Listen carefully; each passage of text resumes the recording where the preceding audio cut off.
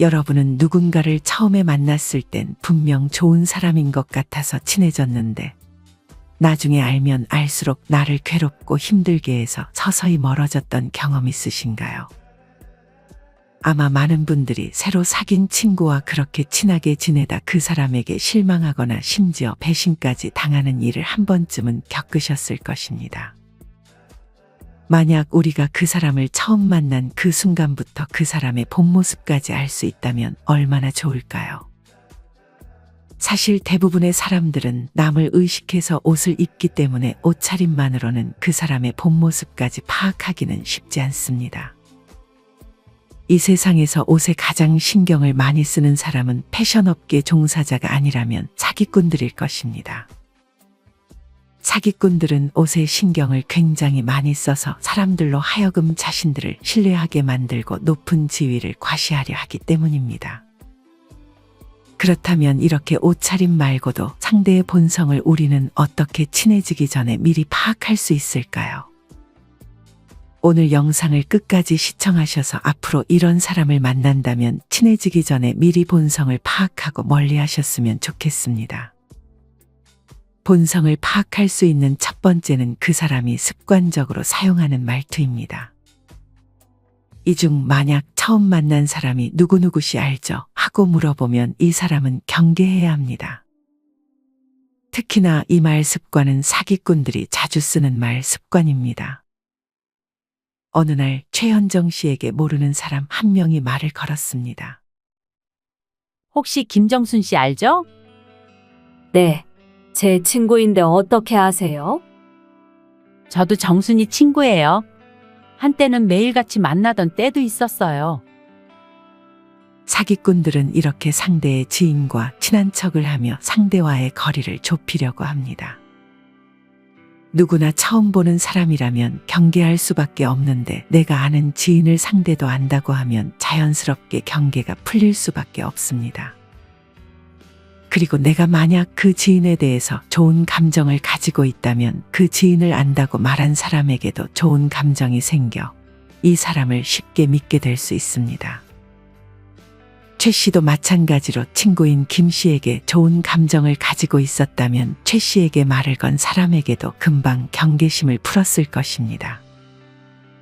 하지만 사실 이 사람이 실제로 내 친구와 얼마나 가까운 사이인지 알지 못할 뿐더러 내가 친구에게 좋은 감정을 가지고 있다고 해서 친구의 지인들에게까지 좋은 감정을 가져서는 안 됩니다.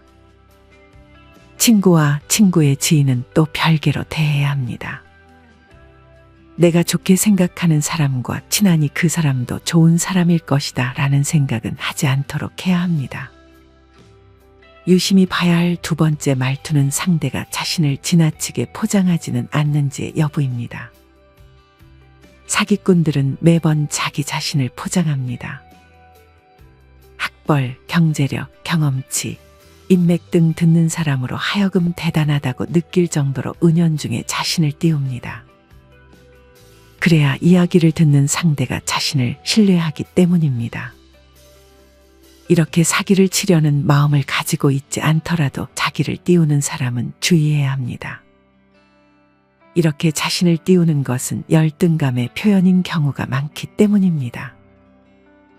대부분 자기 자신을 스스로 띄우는 사람들은 좋은 학벌, 가진 돈, 넓은 인맥 등 남들이 봤을 때 대단한 사람이고 싶어 하는데 자기의 능력이나 현실은 실제로 그렇지 않기 때문에 또한 그런 현실을 자기 탓을 하지 않고 부모나 가족, 환경과 사회 탓을 하기 때문에 거짓말을 해서라도 자기의 허영심을 채우고 싶어 합니다. 이런 사람에게 한 번이라도 내가 자랑을 하게 된다면 이 사람은 나를 안 좋게 보고 뒷담화를 할 확률이 높습니다. 사기꾼들에 비하면 그냥 열등감만 가진 사람이 나을지도 모르겠습니다. 사기꾼들은 마치 자기가 대단한 사람인 것 마냥 자기 스스로를 속이기까지 하며 남들에게 그게 진짜 자신의 모습인 양 소개를 하고 다닙니다. 이런 사람이 돈 얘기를 꺼내면 그냥 100% 사기를 치려고 나에게 접근을 한 것이라 생각해야 합니다.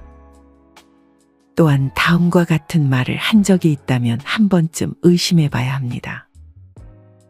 사기꾼들은 남에 대해 얘기할 때면 이렇게 말합니다. 그 사람 사기꾼이야. 잘 생각해봐.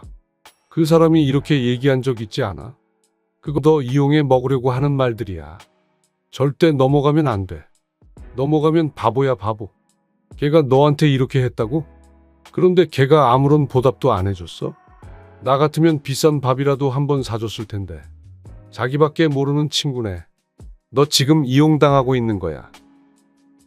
이렇게 사기꾼들은 피해자를 위해주는 척하며 더 가까워지려고 노력합니다.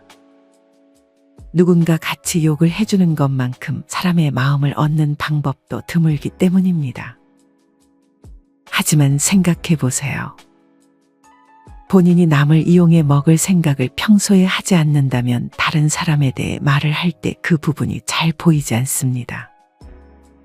자기가 남을 이용해 먹을 생각으로 가득 찬 사람은 다른 사람이 그냥 아무 생각 없이 한 말과 행동을 가지고 그 사람이 자기를 이용해 먹을 생각을 한다고 지레짐작하는 것입니다.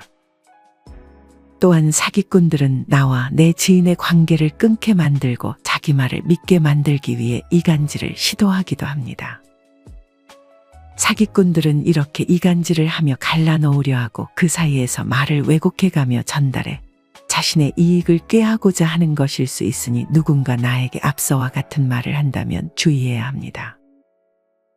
물론 이렇게 말하는 사람 모두가 정말 사기를 치려고 하는 사람들은 아니겠지만 의심을 해서 나쁠 것은 없습니다. 그래서 누군가 남에 대해 험담을 하거나 그 사람이 너에 대해 이렇게 생각하고 있는 것 같다라는 말을 한다면 이런 말을 하는 사람은 사기꾼 혹은 이간질을 하려는 사람은 아닌지 의심을 해봐야 합니다. 그리고 만약 나에게 사기를 치려거나 안 좋은 낌새가 보인다면 그 사람을 다시는 보지 않는 것이 좋습니다. 본성을 파악할 수 있는 두 번째 방법은 그 사람이 습관적으로 하는 행동을 관찰하는 것입니다. 처음부터 나에게 너무 친절하거나 과도한 행동을 하는 경우 주의해야 합니다. 반찬을 가져다 주기도 하고 맛있는 디저트를 가져다 주기도 하고 힘든 일이 생겼다 하면 지나칠 정도로 나를 걱정해주고 도움을 주려고 하는 사람이 있습니다. 대부분 힘든 상황을 겪고 있다면 상대가 조금만 나한테 잘해줘도 경계를 풀 수밖에 없습니다. 만약 내가 별로 안지도 오래 안 된 사람이 나에게 잘해준다면 그 사람이 나에게 잘해주는 이유는 100% 다른 이유가 있기 때문입니다. 단지 내가 좋아서, 동생 같아서, 부모님 같아서 이건 모두 그저 헛소리에 불과한 말일 가능성이 높습니다. 만약 나에게 잘해주는 사람이 있다면 그 잘해주는 행동이 진짜 자신의 시간과 돈을 쏟는 정성인지 별거 아닌 것인지 확인해 볼 필요가 있습니다. 만약 사기꾼이라면 나에게 잘해주는 것이 생각해보면 정말 별거 아닌 경우가 많기 때문입니다. 사기꾼들은 또한 희소성 원칙을 이용해 압박하는 전략을 사용합니다. 이는 홈쇼핑이나 물건을 팔 때도 많이 쓰이는데 이 기회는 한정적입니다. 오늘이 지나면 기회가 없습니다. 와 같은 뉘앙스의 말로 무언가에 투자를 권유한다면 그 자리를 당장 피해야 합니다. 이렇게 뭔가 압박을 받게 되면 논리적인 판단을 방해하고 우리로 하여금 즉흥적인 결정을 내려버리도록 만듭니다. 만약 좋은 것이 있을 때 나에게 권유하는 사람에게는 다음과 같이 말해보세요. 좋은 거 있으면 저 말고 주변에 가까운 형제나 친구에게 권유하세요. 사실 사기를 당하지 않는 법은 어찌 보면 정말 간단합니다. 가장 좋은 방법은 금전적 이익에 관심이 없는 듯 행동하는 것입니다. 욕심 없는 사람이 사기꾼이 제일 피하는 대상입니다. 사기꾼이 어찌해 볼 도리가 없기 때문입니다. 또한 아무리 친해졌더라도 나에게 돈 얘기를 꺼내는 사람에게는 언제든 그와의 관계를 끊고 도망갈 마인드를 가지고 있어야 합니다. 상대에게 받은 것이 있더라도 상대의 요구를 안 들어주는 뻔뻔함도 우리에게는 필요합니다. 사기꾼들은 관 속에 들어갈 때까지 사기를 치며 자기가 사기꾼인 줄을 모른다고 합니다. 이런 사람들에게 우리와 같은 생각과 양심을 가질 것이라고 기대해서는 안 됩니다. 본성을 파악할 수 있는 세 번째 방법은 밥값 계산할 때 그 사람이 하는 말과 행동을 관찰하는 것입니다. 식사가 나오기도 전에 이런 말을 하는 사람이 있습니다. 오늘 네가 맛있는 거 사주는 거지? 이런 말을 하는 사람은 매번 얻어먹고 상대에게 취하려고 하는 경우가 많습니다. 속된 말로 거지근성에 뻔뻔한 이런 사람들은 사실상 손절 1순위에 해당합니다. 어떤 분은 100번 넘게 밥 사준 친한 동생이 월급을 벌고도 이렇게 말했다고 합니다. 형이 사주는 거죠? 이분은 오랜 인연을 이날부로 정리했다고 합니다. 말로만 살게 하고 돈 낼 때 뒤로 빠지는 사람도 있습니다. 돈을 보면 사람을 안다는 말이 있습니다. 또한 상대에게 얻어먹은 것을 잘 잊어버리는 사람들도 은근히 많습니다. 우스갯소리로 내가 샀다는 것을 기억해주는 사람은 나와 카드사밖에 없다라는 말도 있습니다. 사실 이렇게 얻어먹기만 하는 사람은 사람에 대한 기본 예의가 없는 사람입니다. 이렇게 존중이 없는 관계는 관심조차 줄 가치가 없습니다. 그래야 자기를 지킬 수 있습니다. 저도 예전에 20년 만에 오랜만에 만나자는 연락이와 친구를 만났더니 밥값은 네가 내 하고 말하는 친구의 얼굴을 쳐다보고는 정이 떨어져 더 이상 연락이 와도 받지 않습니다. 개인적으로는 말없이 2번 정도 먼저 밥값을 흔쾌히 냈음에도 상대가 그 이후에 밥을 또 얻어먹으면 그 사람은 그냥 인간관계에서 잘라내는 것이 가장 좋은 것 같습니다. 그렇게 해도 내 인생에 손해가 오는 경우는 거의 없습니다. 오히려 그렇게 얽힌 사람들에게 고통받는 것보다 빨리 쳐내길 잘했다는 생각이 들 것입니다. 만약 누군가 여러분에게 밥을 사주라고 한다면 다음과 같이 답해보세요. 오랜만인데 밥은 네가 사는 거지? 그래, 지금 말고 나중에 좋은 일 있으면 살게. 사실 얻어먹으려는 사람에게 밥을 사줘봤자 끝이 안 좋은 경우가 많습니다. 만약 누군가 매번 밥을 사달라고 한다면 정색하며 저번에 사줬잖아 하고 칼같이 자르는 것이 더 좋을 수 있습니다. 그 돈 나한테 쓰면 물건이나 만족감이라도 남지 받아먹은 사람들은 절대 고맙게 생각하지 않습니다. 우리 부모님에게, 배우자에게 혹은 자식들 먹고 싶은 거 사주기도 빠듯한데 얻어먹기 좋아하는 사람들에게 사줄 이유는 더더욱 없습니다. 상대의 그런 모자란 요구에 선을 그을 줄 아는 지혜가 필요합니다. 여러분은 오늘 영상 내용에 공감하시나요?